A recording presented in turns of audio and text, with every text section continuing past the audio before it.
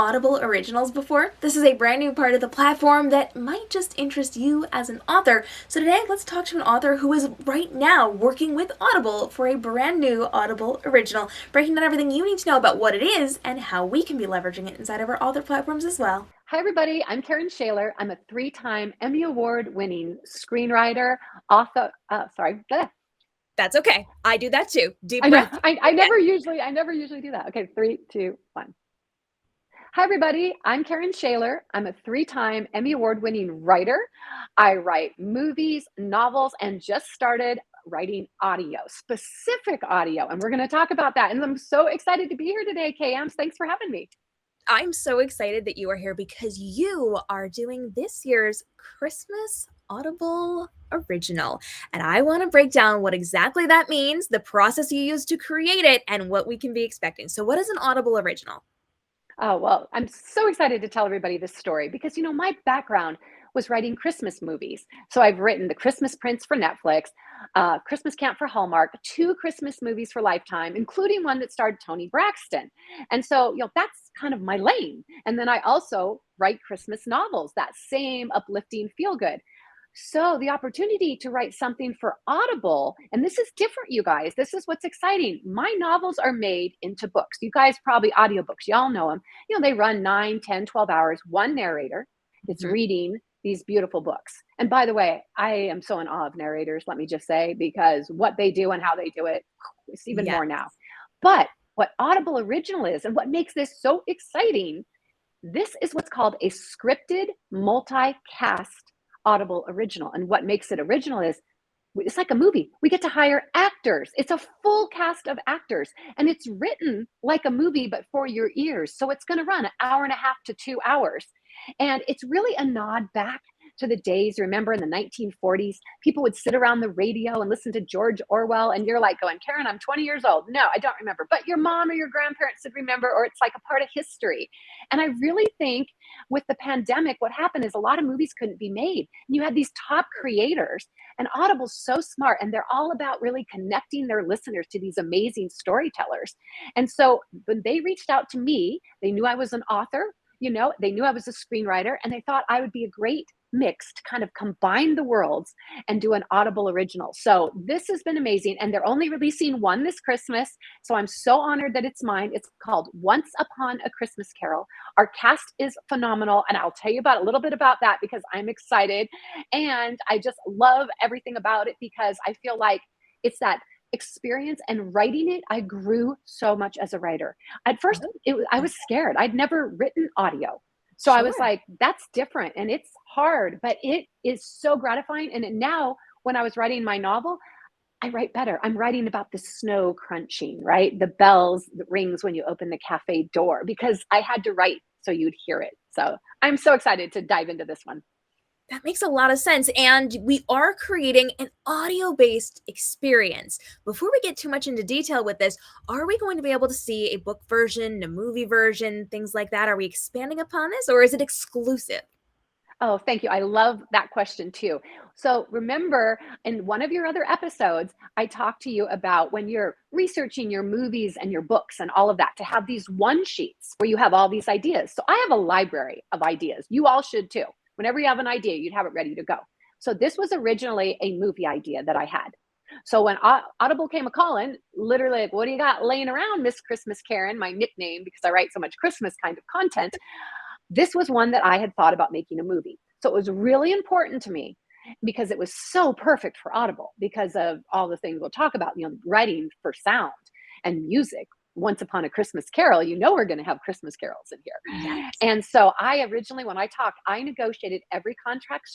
Every contract is different, but I negotiated to keep my movie rights and my book rights. I will say that's not easy to do. Because I have experience in Hollywood and because I have experience with novels. If I'd been a very first time out of the bat with no experience, I don't know if my attorney would have had, the luck. But I really explained to Audible, it wasn't about me, trying to keep that. It was that the story was already in my head as a movie. And I really think the story should be for all platforms for every single person, whether you want to read it, listen to it, or watch it. And they agreed. So I'm so grateful. So we could talk about that process, because there are some rules. Like I have a first look with Amazon because, of course, Amazon Mhm. and Audible are together now. And so what that means is I have agreed to let Amazon Studios make a first offer for a movie. If they pass, because maybe it's not a fit for them or something, then I have the right to take it wide, take it anywhere, take it Okay. around to my people at, the Netflix, Hallmark, Lifetime, Hulu, anybody else, CBS, whoever might be interested in the story. So Nice. that's how that's going to work. And we have things called holdbacks. And this isn't, we're not allowed to share too much about contracts, but I can explain in general. A holdback usually means there's a time limit of when you can do it. So you're Okay. usually not going to see somebody keeping the rights and having a book come out like immediately, right away. They don't want the competition. It's not Right. fair. They own Right. it exclusively for a certain amount of time. It's their baby, as it should be. And then Yes. I'll have the right in the future if I want to do more. And of course I want, because I love this story. I love it. So, as we are creating these and as we're crafting these, I want to talk a little bit about how you shaped this to pitch it to Audible and what that process was like, because I know that it was a bit of a back and forth process for you. So, tell me a little bit about that. It was great because it was such a learning experience for me. So my last three novels, I started with HarperCollins for my first couple books. They were amazing. I was really lucky because I had that movie connection. So I remember I did it Right. backwards. I wrote the movie first and the novel. And then my last three, I'm an indie author, which I'm very proud of. And so with that, I still have this amazing agent that helps me. I'm a hybrid, whether it be international or what have you. And I had heard in the trades that Audible was doing more romance content, these smaller little snippets, short stories. So, of course, I reached out to my agent and said, "What's this Audible stuff? What's going on?" Okay. So she connected me to one of the executives at Audible and she did the introduction, which I realize is huge. That's Yes. huge. And basically just said, "This is Christmas Karen. If you need Christmas content, she's your girl." I mean, it was literally pretty short. And this lovely woman wrote back and said, "Oh, love Karen, love her work, but we're really not looking for Christmas right now. We're really looking at other romance." Of course, and then that literary agent, because she would not be part of that project, I was on my own then. So Right. it was my responsibility to do anything from that point on. So of course I reached back out to Audibles. I have other content. Remember, I said always have more. I have other Oh, content. I have different rom-coms. This is what I do. And they're like, "Great, send us some ideas," which are log lines. Just a log line. That's what they're going to decide. Title, log line. So I probably sent 7 or 8. And it was like, no, these just aren't really hitting. This just isn't really what we're looking for. Because remember, we're going to do a multicast and they don't do very many of them.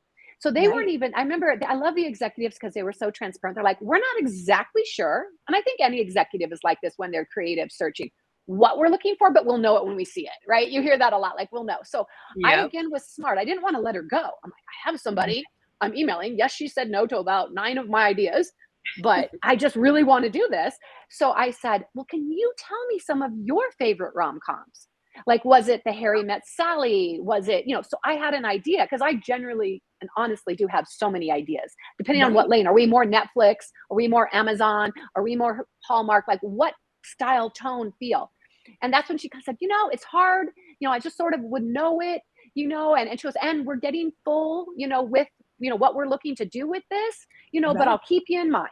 So that was all like in a summer, like 6, 7 months or what have you. So Christmas season hits last year and I follow up in January. "Hope you had a great holiday." Because once you get a contact, you guys don't bug them, but never let it go. And I had created some new ideas, right? I thought I'll hit her up in the new year. And so I Right. said, "Hi, checking in, seeing if you have anything, and she's like, "Oh, well, send me a couple ideas." So I do. Nope. She's like, "No, sorry, just not for us." So I was like, "Okay, well, I'll keep trying." It was about, I'm trying to remember if it was a week or 2 weeks. All of a sudden, I got an email from her saying, "Hey, we've decided sort of at the last minute to add a cozy romantic comedy to our list for this year. Do you have anything lying around?" That was literally it, lying around. And I'm, of course, now she's talking the language that, I'm really good in. So I'm like, "Yes, I do." And all those one sheets that I tell you when you have ideas to come up with titles, I'm like, "Rrrr." And I put this Once Upon a Christmas Carol at the top because it had musical elements. I'm like, Audible, Yeah. audio. I had to think of what story I had. And we can talk about that. First of all, you have to think of sound before you even think about pitching a story, because that's all you're going to have is sound and what's Right. going to be cool. You're not going to have two people in a cafe, are they going to be on a train? So you hear that, like, you have to think of that. So I was so lucky this time. Remember all the no's? Oh, I had a lot of no's. I don't mind. I say, doesn't hurt my feelings. I have a lot more. And no, no, no, no, no. As soon as I sent Once Upon a Christmas Carol, she's like, and I said, and I'm sending more. I was looking to attach more. And she was like, wait, I already think this could work because of the sound. I said, this was work because there's original Christmas carols that are in the public domain. And it's all about honoring Christmas carols and the lyrics and blah, blah, blah, blah. And she's like, yeah, hold on. And then I gave her some more. And then she's like, oh, I like this one. I like this. But she really liked that. So she has to then the process and take it up the chain and meetings. But I got the call fairly quickly that we could go ahead. Of course, and there's the legal stuff, but it was a push to make it for this year. Because, it can take 5, 6, 7 months in production, once it's different. Sometimes it can even be longer than shooting a movie, depending on what's going on. You still have to have actors, and you have to have actors and recording, and they're not all on one set. They're coming in from different places, different studios. So we barely made it for this Christmas. I think I'm allowed to say that, meaning that, and it was my first time writing audio. And she said, well, it depends on how, she didn't say it like I would say it, they're so awesome. They've been the best experience I've ever had working, in any writing project. But, she was like, well, because you're new to audio and we might need to do a couple passes, some edit passes. Yeah. But because I tried so hard in the process of waiting for approval and the legal that takes forever, I started listening. To any audio, and there's not a lot. That's the thing. In Audible, there's not a lot. But guess what? The BBC. That's where they're like, oh, that's really where these audio stories take off. So I just did a deep dive and started listening to the old, listening to the new, trying to get ideas, and then sat with it because I had the story idea, but I had to start Googling for sound. Like before I started writing, it wasn't about the description and find the charming Christmas house. It's what sounds are you going to hear when you're listening that you feel that Christmas. I no longer have the benefit of an actor with a quirky smile or a goofy Christmas sweater that you immediately see and get a vibe. I got nothing. I literally had to research. So I went to these sound, systems that professionals, editors would go to, and I put in Christmas sounds. A jingle, a bell on a door. Oh, a hot chocolate, like whipped cream. Oh, and I just made hundreds of lists. And then it was like a puzzle, figuring out with my story, making sure I had 4 or 5 original audio. One example really quick is, so in a TV or film, it's expensive whenever you show someone getting on an actual airplane and flying when they're in the plane for obvious reasons. It's, a bigger scene to shoot. So you don't do it unless it moves the story forward and it's actually going to be a really important part, of the story. However, in Audible, I used it as a transition because transitions is what I had the hardest part with. Okay. Because I was like, how do you know it? The scene ends and there's a new scene. Like I didn't know anything. I was like, how do you do this? But all of a sudden that plane taking off, you're just like, okay, see ya, have fun in Seattle. And then you hear a plane and then this is Captain so-and-so, we're going to, and then how do I tell people they're going to Seattle? Your trip from LA to Seattle will be 2 hours, so you hear it. So it was one of the hardest things I think I've done, but where I was smiling the entire time. And because I love a challenge, which is why I love what you do for People KM, is you're bringing in people that have gone through the process. For me, again, it comes back to research. I just had all those sounds. I had researched at the BBC what I felt were the best of the best when I listened, and I also had an idea for an actor. We can, talk about that, which was fun because as a writer in a movie, you're not asked about casting. A lot of people asked, do you get to do that? I'm like, oh, not me in any of my movies. I was not asked. I was told who the cast was.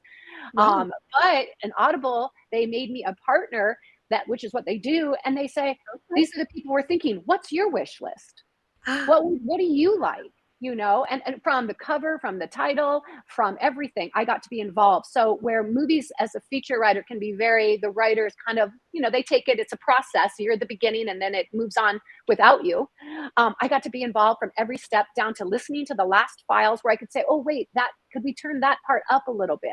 Or what about here? I got to be part of all of it. And that's why I learned more than I have ever learned. And I am 10 times better writer. And I think it is probably one of the best things I've ever written. And I don't say that lightly because I love my stories like children, but there's something really magical about this story and the music and the actors that did such an amazing job. So it's just, I'm gushing, but it has my heart, you guys. And you asked me to explain Audible Original. And so I'm going to explain it really simply because you can go on Audible and, so to make it simple, So this story, Once Upon a Christmas Carol, is coming out December 1st. And if you are in their subscription program, it's free, right? It's like Netflix, you can watch it free. And you use up one of your credits. And if you pre-order right now, because you can go pre-order, which I recommend, it'll be in your library on December 1st, which I think is awesome. But if you are like, no, I don't have a subscription, this is my first, they give you free trial subscriptions if you like to do those 30 days, and they have all these discounts. You'd have to go on Audible and check it out. Or you can just purchase it outright, like a one and done. I want to buy Karen's. I recommend you to do the subscription because you get so many more and it's so much cheaper. And don't quote me. I think it's our story is $14.95. Now my ebooks, my novels, my hardcovers, they're all also Audible stories. Those are like $24, right? But those are those 12 hours, one narrator type thing. So when you go there, but I know you wanted to talk about, and I'm going to let you guide the conversation, but I really feel this is an area Audible, whether it's other, audio companies, for writers and authors specifically, and screenwriters, to find other income, but you'll also grow and get to kind of be involved in a process. And I just think that this is really an area every single writer should be looking into right now. Well, and I feel like it's so interesting because you pointed out you get to be very hands-on with this process. You're almost taking a directorial or a production value role to this. And so you get to learn a lot more. You get to see a lot of the behind the scenes of this. And I want to talk, without getting too specific, about what that workload looks like. Are you doing a lot of meetings? Is it a lot of emails? If someone should be a part of this program, what kind of can they be expecting? Oh gosh, that is really one of the best questions that I've been asked. Thank you for that.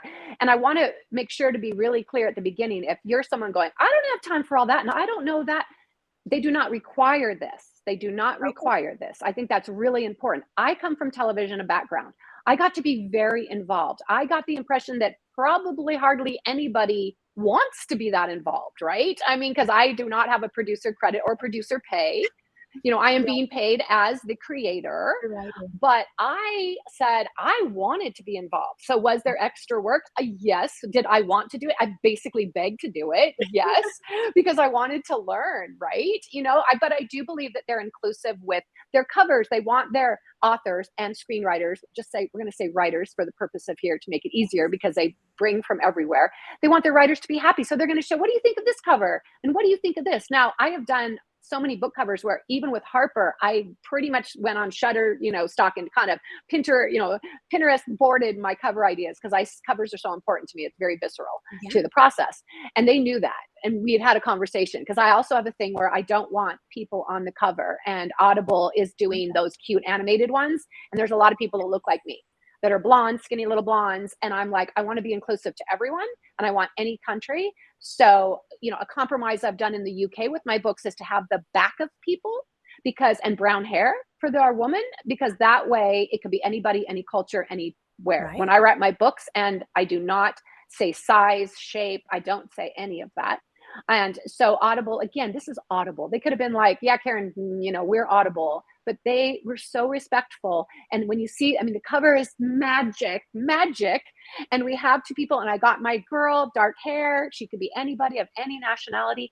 And when we originally did it, the artwork was stunning, but I'm like, can we have more twinkle lights? Like a lot more twinkle lights. Like, can we add more here? Can we add some on the fence? Because I said, twinkle lights in movies, the joke is if we have to cut back on the budget and either have less twinkle lights or lose an actor, we're going to lose an actor. We need to create magic.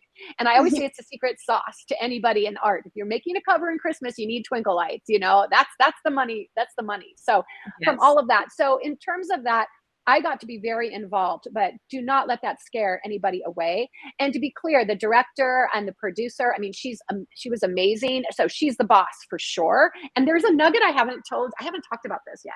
I haven't talked about this on TikTok or anywhere yet. So it's like a little, I know, I was trying to think when I would talk about it, but I think I should talk about it now. I would love it. Okay. So when I originally got the idea, because, I have this idea from a movie, I was so excited. I can't tell too much, but I was so excited. I knew I wanted a Bridgerton-like narrator, like Mrs. Whistledown, right? Like Lady Whistledown. So in my mind, I had this Julie Andrews, this voice, and it was going to be the narrator at the beginning and kind of that omnipresent, all-knowing grand dame. And it's going to be giving information that you really need to know. And I have this iconic, beautiful song that every time you hear it, you know the narrator is going to speak. So the narrator to me, while a small part, you know, popping in just like Mrs. Whistledown, Lady Whistledown. Why do I call her Mrs.? I'm working on a project right now where there's a Mrs. Sorry, Lady Whistledown. Sorry, you know, everybody that I'm misnaming someone that I love the character so much. But you know how she's not in a lot, but she's in at the beginning. She pops in, you know, she drives it. So that was my driving force. So when we're doing casting, which I was super excited about, there's a sidebar. Remind me to tell you about the Hallmark actor I got to bring in. Okay. That I got to bring in, that I got to recommend. Like, I was like over the moon. I've never got to do anything with casting, so I was like giddy about this. But when I was talking about like with the, you know, this narrator, the news that I haven't told anybody. So she had sent me these beautiful, what they would do is kind of, these are our favorites. They asked, first of all, do you have any people? So I researched and I sent names that, you know, that I could see their work. I did spend a lot of time in research. Now, see, if you're someone that was like, oh, we're good, you know, you pick, and then you might get to help. No, they asked me, so I was like, I'm happy to do this. So I sent a bunch of people, and when I got to my grand narrator, and you know, I had this, I did character descriptions for all of them to help the director. You know, again, something I thought would be helpful. And so I just wanted this. I had this whole vibe. Well, I was at an event, and it was actually where a bunch of the Hallmark, Lifetime, Netflix actors are. I was there as a screenwriter and an author that writes this content. So we were all there. It's those events are, it's like a Christmas con type event where they're crazy, right? There's a lot going on and you're up really late. And so I had to pick my narrator, Audible sending it to me, and you know, TikTok. So I had to pick it. So I'm walking down the hall going to the event, and all of the women were amazing that had auditioned. There was about 8, but the inflection was wrong for the beginning. And in terms of, and I thought, oh, it's me. I didn't put the comma in the right place. I didn't give, you know, obviously everyone read it the same way, different. But because of that, I couldn't tell which one was going to work. And so I'm trying to write that. I know it's a long story, but it'll be good. So I'm trying to write that. I'm actually dictating on Siri to the, you know, people at Audible to say, this is my fault, my bad, but the inflection needs to be on this and kind of drop here. And then I'm like, oh, that makes no sense. I'm just going to record it. I'd lost my voice.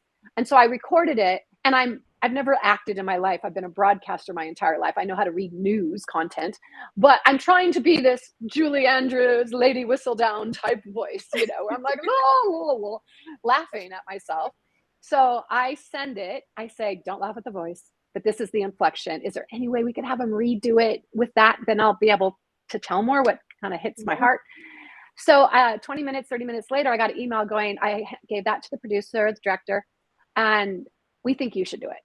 I'm like, oh, wait, what? No. I go, first of all, I am not, you know, a Julie Andrews in any way, shape, or form type of an actor. And, you know, they're like, no, you did it. And the way you read it had such heart, and you are the author of this. You're the creator. And wouldn't it be fun that you're the narrator? You know, the way you read it, we agree. It's amazing. And because you're so close to it. So it was one of those things in life where I care about this project so much. I want the best for it. I'm all about usually jumping into new things, but I really wanted the best person. I would have just paid anything to have Julie Andrews read that part. That would have been my dream come true. I didn't want to ruin it, you guys. I've never done anything like this. I'm like, y'all, I don't want to do this. I'm like, so I told him, I was honest. I said, first of all, that's not my real voice, because my voice is not that deep. And And they said, it's up to you. It's just an offer. You know, they would pay me the SAG. You know, I'm in the SAG Actors Guild as a person that was on camera and news. So they weren't asking for freebies. Audible does not do that. But they were just trying to say, you know, we think it'd be amazing, but you do what you're comfortable, you know, if you're. So I thought about it, and I thought, I'm crazy to say no, because I don't know if I'm the best person, but these are people that do this for a living, and they're not going to this isn't a vanity thing to be nice to me, right? They're paying me. If they believe that I'm the best person for it, then I kind of need to listen to them. And it was hard, you know, being the control freak that I am, to trust that they knew more, that I could do it, you know, and I would be good at it. So they sent me the audio kit. It's like one of these huge kits, and then it's this 2-hour setup, and I have it set up in my closet. So you guys, I am the narrator in Once Upon a Christmas Carol. It is my debut acting role.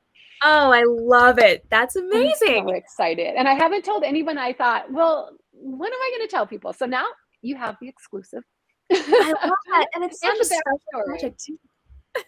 It's such a how, I'm sorry, so sorry. I was just saying how collaborative and Yeah. open-minded Audible is, which is why it's so fun. You know, sometimes the literary world, especially in traditional publishing, is very a certain box that you must go in, and Yes. Hollywood is as well. But I felt like working with the creatives at Audible, they're so open, they're so creative, they're so willing to try new things, that's why it was such an amazing experience. And everyone on that team cared so much. And I just feel like, and we got to create, I wrote an original song and we got original music. So we actually have people that played, you know, that Audible brought in, you know, musicians for this. I mean, it's magic. It's just magic. I'm telling you. It's I get giddy. It sounds like everything just fell into place so beautifully for this entire project.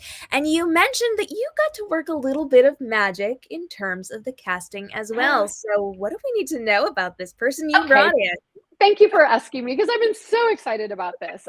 So again, 4 movies, and I've never been involved in casting. And from what I hear from veteran writers, they don't get to either. You know, that's just not our job. You know, there's people that do that, and that's not us. So when I got to, you know, they were asking me who I thought for Audible. Well, remember, I'm recording my narrator, you know, my little silliness that I was sending to Audible while I was at a convention of all these top Christmas actors. And there Uh-huh. was one in particular that I'd never met before. I didn't have personal relationships, you know, with any of them, except meeting at this, you know, these events. Yeah. And there's one voice that stood out to me that whenever I watched Hallmark, it's just this deep, it just and great. I can't explain it. I won't even try. But it's this voice that to me says Christmas and sexy and just I don't know how to.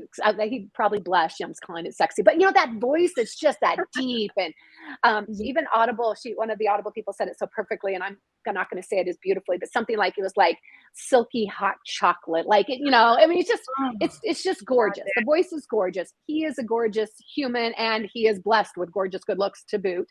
So it was in my head. So bottom line, it was in my head. So when Audible sends me all these amazing people that do this for a living, you know, voice actors, um, I reached out to him. I said, "Have you ever done Audible? Any audio? None ever."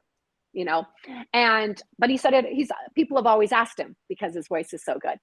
And I said, "Do you have any interest?" And I said, "And let me tell you, it's going to be fast and furious."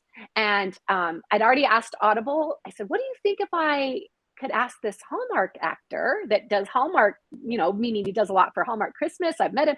They said, "You know, this isn't a multi-million dollar budget here, you know, to be frank, right?" And I said, "Okay." And they said, "Plus we have to do it fast. You know, we have to get somebody, we have these people in our system. These are what we're used to."